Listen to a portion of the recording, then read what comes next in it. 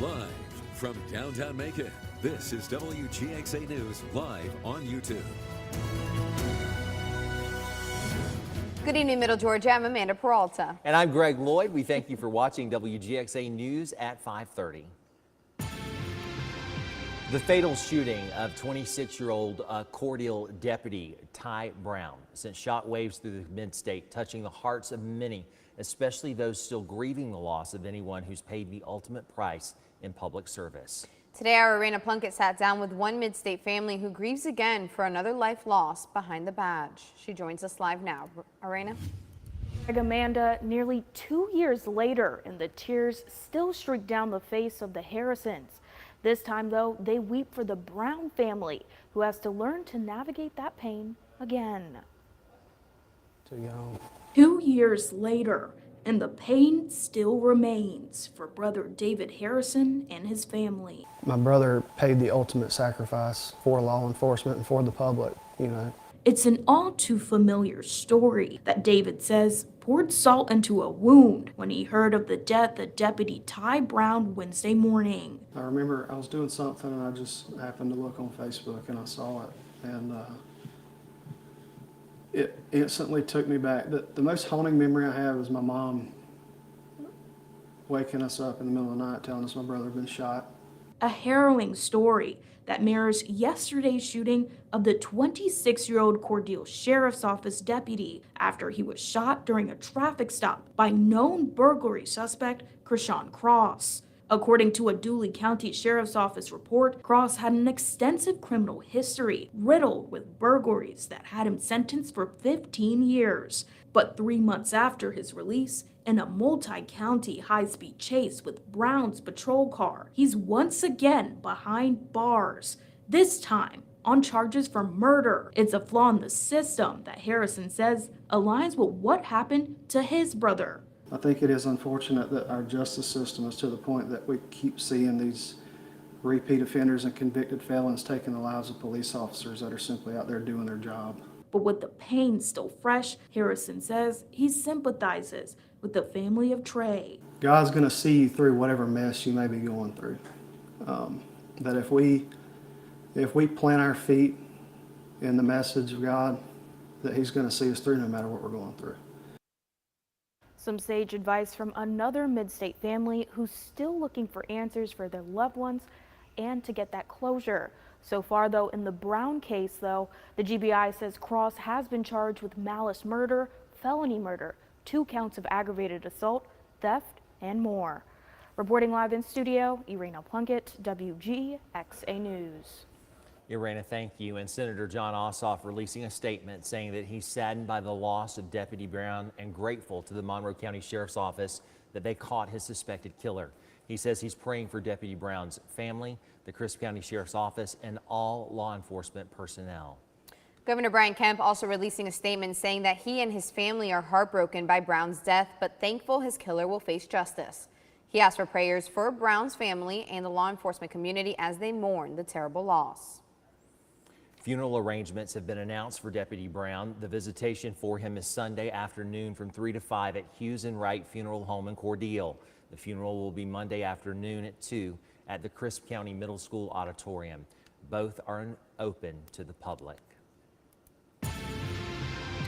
To local crime news tonight, and Bibb County deputies say they're looking for a man who pulled off a robbery last night. They say that this man gathered items at Home Depot on Presidential Parkway and then went into the parking lot without paying.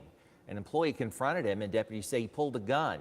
No one was hurt. If you know him, though, please call Bibb deputies or Macon Regional Crime Stoppers. A Macon mother has been arrested after a TikTok video shows her pulling her daughter by the hair and hitting her in the face. Deputies say a neighbor saw Samaria White chasing her daughter down the road and started recording. White is being charged with cruelty to children. Her 3 kids are with a relative while White is in jail. And a former Family Dollar employee is now facing charges after an alleged armed robbery at the store on Jeffersonville Road last month. Bibb County deputies say Nicole Hall lied when she called 911 about the robbery on June 28th and that she was the one who actually stole from the store. The 38-year-old now faces multiple charges, including felony theft, false report of a crime, and making false statements or writings. And for the second time this week, Washington County Sheriff's Department announces more prison smuggling arrests. Deputies say Lakeith Harris and Broderick Hampton, both from Augusta, attempted to get contraband into the Washington State Prison. They both face trading with inmates and criminal trespassing charges. The Supreme Court of Georgia is denying appeals of a Baldwin County man spending life in prison convicted of felony murder. Bobby Wood Jr. was convicted for the 2020 Baldwin murder of Aaron Skinner. Back then, Wood admitted he fired warning shots in the air as Skinner approached his home. One of those shots, though, ricocheted off the street, striking Skinner and killing him. Wood argued to the Georgia Supreme Court he did not have a fair trial, saying the court abused its power in preventing him to cross-examine a witness. Wood also claimed his right to due process was denied by not permitting a ballistic expert retained by Woods to access physical evidence. The justices, though, they disagree, saying he failed to show how that would have resulted in a different outcome at the trial. Well, homicide rates for 2023 are down in Macon compared to last year's rates, according to Chief Coroner Leon Jones. He says there are several factors that he thinks may play a role. We want to ask you, do you think Macon's violence prevention programs are one of them? Scan the QR code below to participate in our interactive poll. In the meantime, our Brianna Cook sat down with him to find out more. She joins us live now. Brianna. Greg and Amanda, he emphasized how good this is, but wants to give an important message to those behind the weapon. Spread the word, stop the killing. A statement that the coroner wants to emphasize. According to Chief Coroner Leon Jones, this year homicides are on a decline compared to last year. Jones says citizens developing conflict resolution is the reason for the decline. Well, I think it's tribute to common sense, because as I say all the time, this is about anger and conflict, okay? And there has to be some conflict resolution, okay? You shouldn't pull a gun every time you get mad. According to Jones, last year's records show Bibb County broke records with 70 homicides and 61 murders. By July of last year, he says Macon was at 38 homicides. Now flash forward to this month. Jones says Macon is only at 28. Jones also contributes the decline due to violent prevention programs. My Stop the Killing program here. Herbert Nennard has one, the Walk Away Initiative. We got a lot of programs. We got a lot of people, leaders in this community that's working to help stop the killing. He says the people behind the weapon must start thinking before pulling the trigger. Guns don't kill people. People kill people. A criminal does not care about a gun law and gun legislation. They don't care. They're going to find a way to get a gun. Whether they're going to break in your house, break in your car. They don't care. But this right here is a contributing factor of homicides. Think before you shoot. That's all we're saying. Jones says using a thorough thought process will help keep the number of homicides low as the year progresses. Spread the word, stop the killing, okay? And let your friends and family know you don't have to pull a gun every time you have an argument. Says he is optimistic that the rates of homicides will continue to decrease as the year goes on. Reporting live in studio, Brianna Cook, WGXA News. Brianna, and we also want to thank those of you who are taking part in our interactive poll. You can see there that 19% of you say yes, you think that violence prevention programs in Macon are working. Right now, the majority, 81%, saying no. Well, the danger on Macon streets continues as a man was hit by a car and died last night. Bibb deputies say a 32-year-old Macon man was standing in the road when he was hit by a car on Houston Road around 11:30. He was declared dead on the scene by Coroner Leon Jones. A 29-year-old driver was treated and released on scene. Deputies are continuing to investigate. In state news, the Georgia State Patrol reports that 18 people died in traffic crashes this July 4th travel period. The period began last Friday, June the 30th at 6 and ended at midnight on July the 4th. In addition to the 18 fatal crashes, there were over 500 crashes that ended with around 260 injuries. State troopers and the Motor Carrier Compliance Division made almost 21,000 traffic stops, issued more than 12,000 citations, and over 15,000 warnings.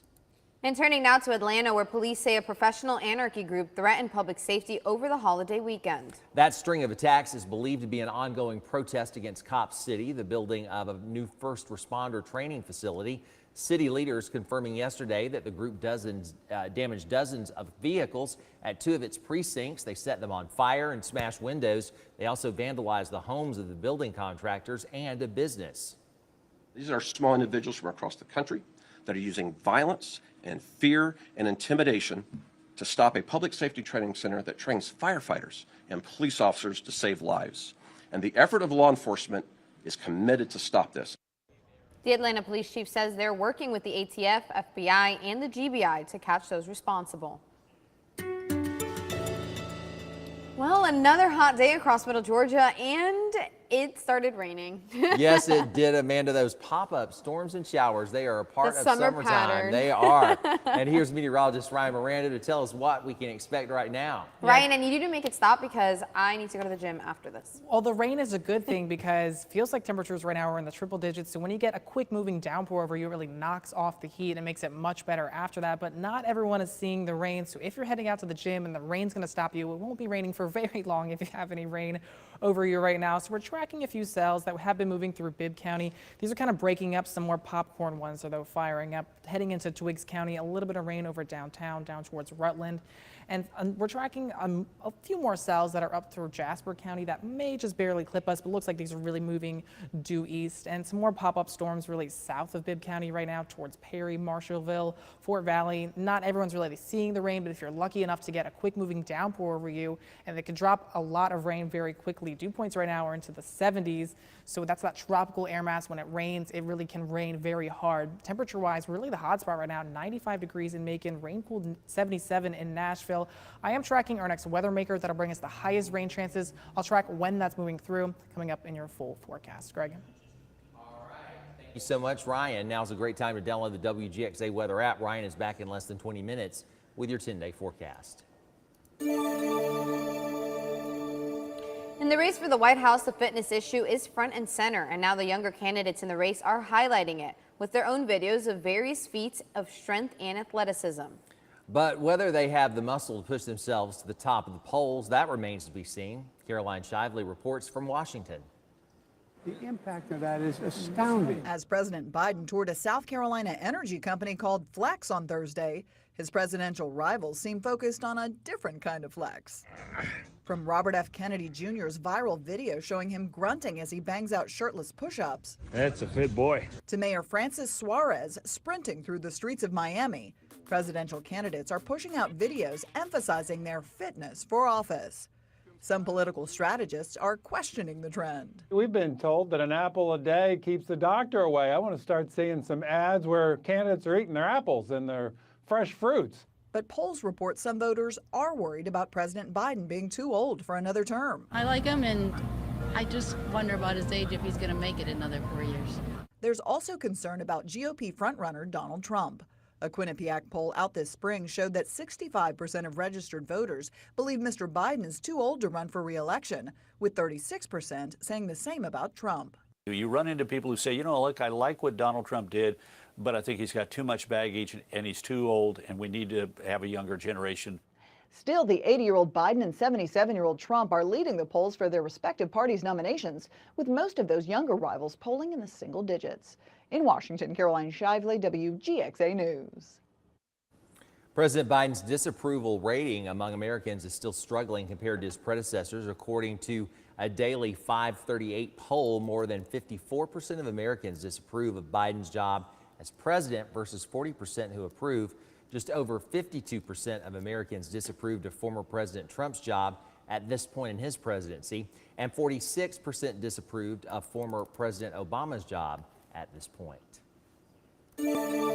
Several heat records have been broken across America, with more predicted to fall as extreme temperatures scorch multiple coasts all over the area and the country. New data on Thursday reveals last month was the planet's hottest June ever recorded. In the U.S., several heat records were tied or broken Wednesday, with new warnings and advisories in effect across a number of states Thursday, with highs in several cities expected to hit or top 110 degrees. Forecasters anticipate the records will keep breaking. Laura Aguirre has more on what's driving up the temperatures. Planet Earth just had its hottest days on record ever. The world's average temperature Tuesday and Wednesday just under 63 degrees Fahrenheit. The previous high was in August of 2016 when it was around 62.5 degrees. This from 2 climate tracking agencies in the U.S. and Europe. Now, 62 degrees may not sound high, but weather experts point out it includes half the planet that is in winter right now. And in the coldest regions like Antarctica, melting ice means the Earth is reflecting less sunlight and absorbing it into the darker colored oceans, pushing up temperatures. In the U.S. Wednesday, several heat records were tied or broken. Cities in Texas, Georgia, and across the Pacific Northwest setting new highs.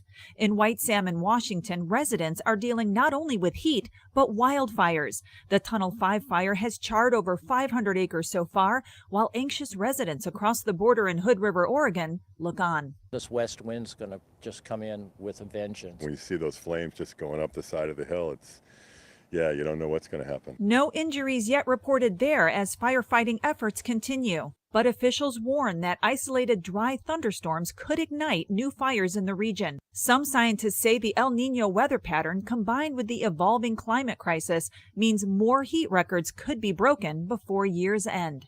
I'm Laura Aguirre reporting. And it definitely is going to be a hot weekend, and it is Thursday. So let's look at the weekend preview. Saturday is really the better of the 2 days. We get up to a high of around 95 degrees with feels like temperatures in the triple digits for a few hours, but it's going to be our day with the lowest rain chances, maybe a shower or storm here. On Sunday, we have a cold front approaching, so it's going to be breezy, winds gusting up to about 20 miles per hour, and will give us the scattering of some thunderstorms mainly through the afternoon hours and looks to be lingering on Monday morning as well. Speaking of some rain chances, we do have a few pop-ups out there right now. Really not a lot of widespread showers. They're very, very hit or miss. We have been tracking this one cell that's been moving through portions of Bibb County and kind of falling apart and reorganizing into smaller clusters of some storms right now. So notice we have this kind of line of cluster of thunderstorms up through Dry Branch, down towards Warner Robins, down towards Fort Valley and Marshallville as these all kind of move further to the east, but nothing's really organized at this time. We do have another cell that's kind of firing up through northern Jasper County. Maybe Shadydale could get a little bit of a downpour, but these are really headed due east. Temperature-wise so far, we've made it up to 95 degrees in Macon, 96 in Sandersville and McRae, and Perry and Milledgeville at 93 degrees. Although when you factor in the insanely high humidity right now, feels like temps are well into the triple digits. Feels like 105 right now in Macon, but notice a rain-cooled 79 in Thomaston, 108 in Edenton, and 101 right now in Dublin. So it's very hot, and satellite and radar showing this kind of line of thunderstorms right now. This is a cold front that's pushing through, but it doesn't have a lot of moisture associated with it, so not everyone's going to see the rain with this. Our next weather maker coming on Sunday night into Monday morning. That's going to be the bigger rain chance. So tomorrow, this cold front doesn't really make it over us. It kind of shifts off further to the north. It's mostly dry on Saturday. It's hot still though, but notice as we get towards the later half of the weekend, that second cold front will be pushing through Sunday night into Monday morning, and that'll give us the highest rain chances really out of the next 7 days. The rest of tonight, it's partly cloudy and comfortable. Overnight low, 73 degrees, and planning out your Friday, grab the sunglasses. It's going to be hot though. 73 degrees at 7 o'clock. Already by lunchtime, temperatures at around 97 degrees. That feels like temperature, and we should be again into the triple digits for a few hours in the afternoon tomorrow. So it's really going to be hot. And if you're a fan of this warmth, temperatures even next week likely to be very far above average or likely to be above average. So that heat is really beginning to ramp up for the summer season. So in your 10-day forecast for your Friday, the end of the work week, grab the sunglasses. It's sunny for most of the day, but again, a few PM storms firing up by the afternoon like today, 95 degrees. The first half of the weekend is really the better of the 2 days, but it's really going to be a nice weekend. Feels like 100 plus on Saturday. It's hot, low, very, very low rain chances. Sunday, that cold front approaches, so it's breezy with some scattered thunderstorms in the afternoon. Our next best, and that brings us to our next best chance of rain really for Monday morning, but it's cooler, 89 degrees for the high, and as we head towards the rest of next week, it's mostly dry on Tuesday, 92 degrees. Wednesday, some AM thunderstorms around 93, and Thursday, partly cloudy with a high of 94. Lastly, here's your Harrison's Body Shop Fish and Game forecast. Peaks at 5:40 a.m. and 6 p.m. Well, Robins Air Force Base is home to 54 mission partners. It has over 22,000 total force airmen, all working to support and defend America's defense. Today, Robins welcomed a new change of command to help lead the charge. Carlos Stevens was at today's ceremony and introduces us to the new leader.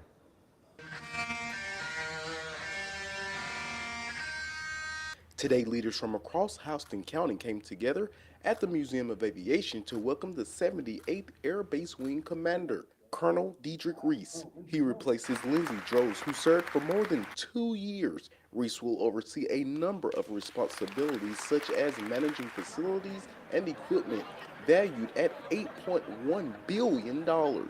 Reese credits his family for landing him this new role. Reese holds a Bachelor of Science from Citadel. He also holds numerous special awards such as the Bronze Star and much more. Reese comes with tons of experience serving in various special operations and fight aircraft maintenance organizations. Reese says he's ready to lead such a brave group of people. I'm committed to ensuring you're organized, trained, and equipped to support and execute this unique mission for which we are responsible. I plan to provide vision in fostering an environment in which all of you can perform and grow to your maximum potential, both personally and professionally. And lastly, I will keep you focused on why we are here. Reporting in Warner Robins, I'm Carlos Stevens, WGXA News. Well, ChatGPT is adding a new list of duties to its performance list. The AI chatbot was on hand for a wedding in Morrison, Colorado. But ChatGPT wasn't a guest. It was actually there to officiate the couple's wedding. Reese Wench and Dayton Truitt tied the knot at the historic Morrison Church in Morrison, Colorado.